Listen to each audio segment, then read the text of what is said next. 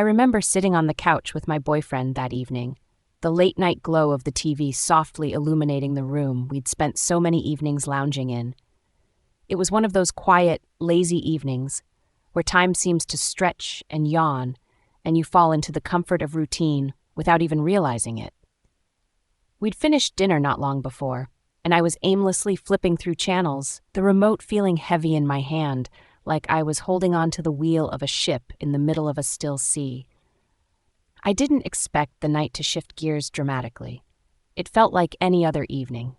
We weren't strangers to watching the news together, sometimes passionately discussing the stories, other times just casually commenting. But that night, as we lingered between channels, something caught my attention. A segment about Dr. Caitlin Bernard.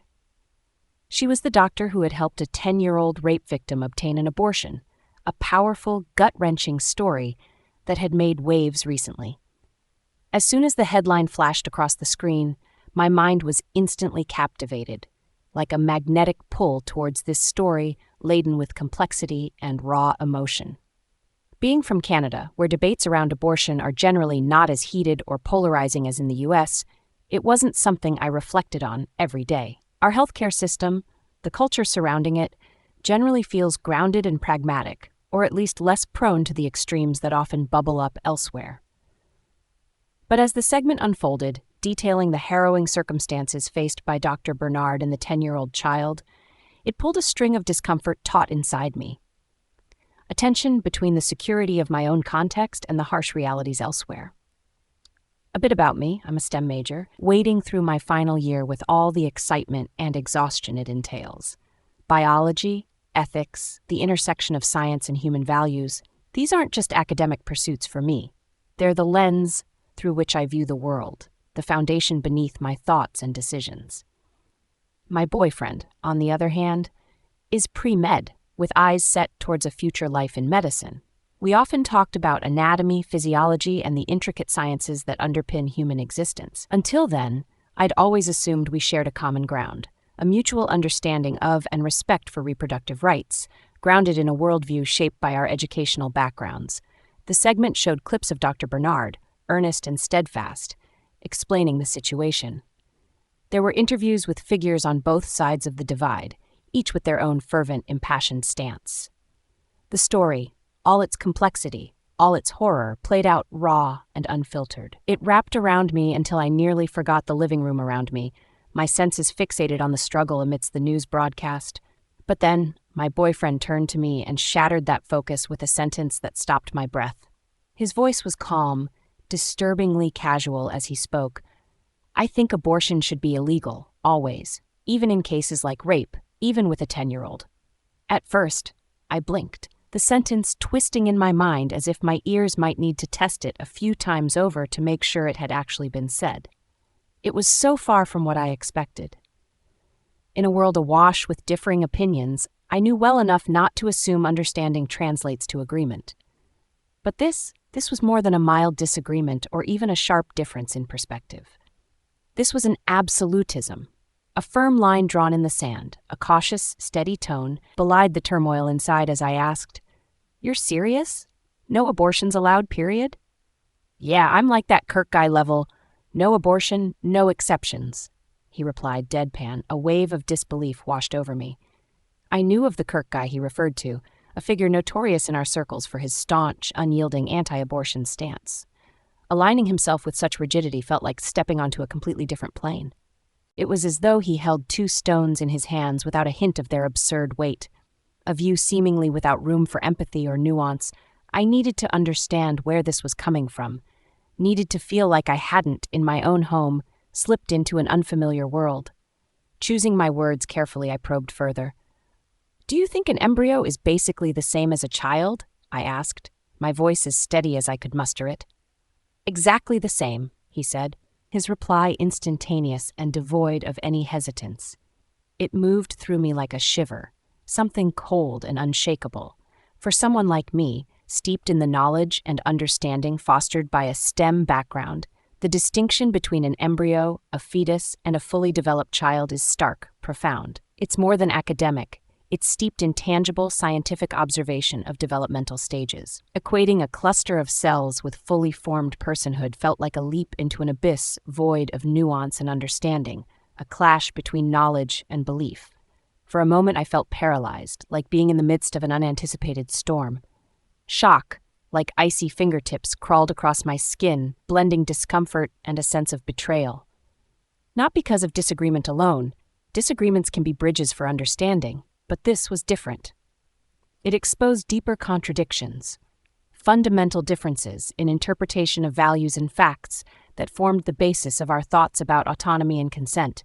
I rested there on the couch, silence hanging thick and heavy between us, as the foundations of what I had thought our relationship was began to quake beneath this divide.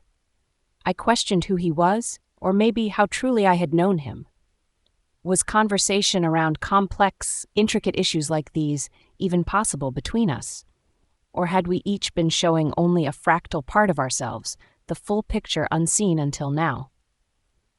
"I don't think we can be together," I finally said, the realization slipping out, words hanging in the air like a muted bell had suddenly been struck. It was stark clarity amid a wave of confused tension. Silence ensued, suffocating and immense, threading through the air like a dense fog impossible to see through. No attempts to divert the conversation or swim around the truth of it. We stood at an unavoidable endpoint, a boundary unyielding, sprawled between us.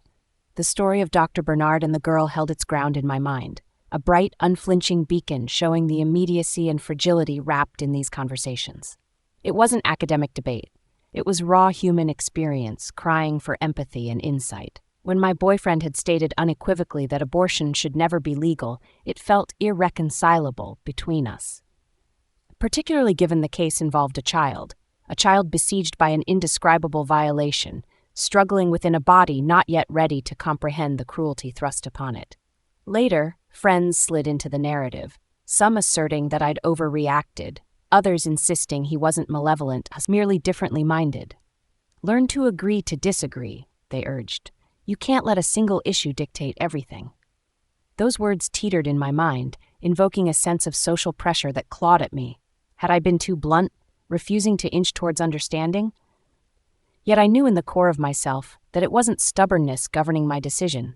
It was about fundamental values and the thresholds I could or couldn't let slip in a partner. Turning over the thought again and again within the confines of my mind. Could a future be forged with someone so entrenched in black and white views on issues so vital? The very contemplation constricted around my heart tighter, perhaps the intensity of the pain derived from our shared context. Growing up in Canada, a place where nuanced discussion on reproductive health is largely informed by science and respect, encountering such extremity felt like a breach into alien territory, voiced by someone I cared about deeply, aligned with academically and morally. Or so I had believed. Pouring these experiences out here feels akin to unraveling the pent-up frustrations and anger, questioning and groping for clarity. Was this about boundaries? About immovable lines?